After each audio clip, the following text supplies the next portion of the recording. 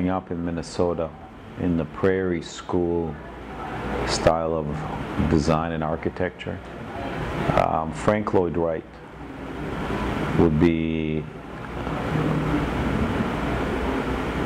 the sort of design guidelines that I still follow today, where the indoor and the outdoor spaces are blended together, where they use, even back then, 100 years ago, Frank Lloyd Wright used the cement and the natural materials in a very contemporary fashion, yet warm.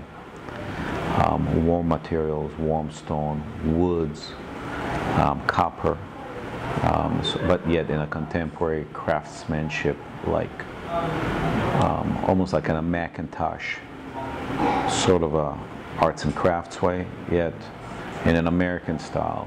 I think he would be more of the person that I would follow the most as an American architect. And at the same time,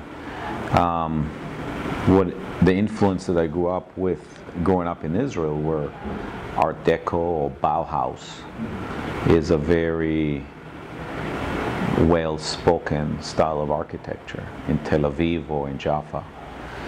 So I was very used to that.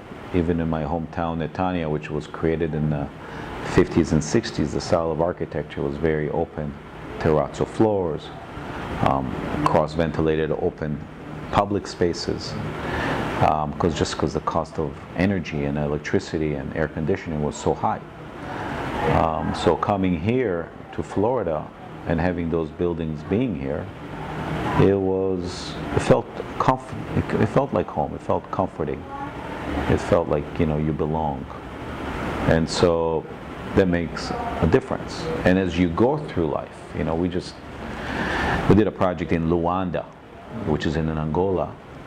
The Portuguese colony that it was built with, again, a style of Art Deco buildings, pink terrazzos and yellow stucco and reliefs, very much like buildings that were built here in Miami and in Tel Aviv in the 40s and 50s.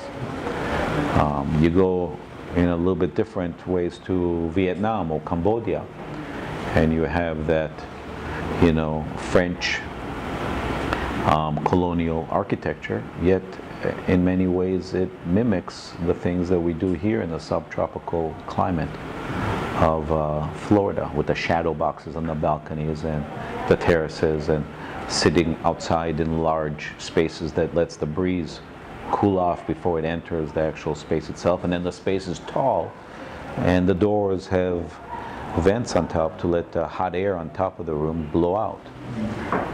So all those factors are things that we still use today.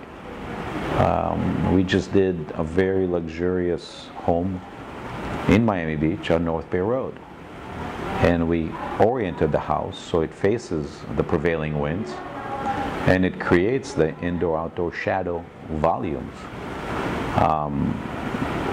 And it made it a very successful home.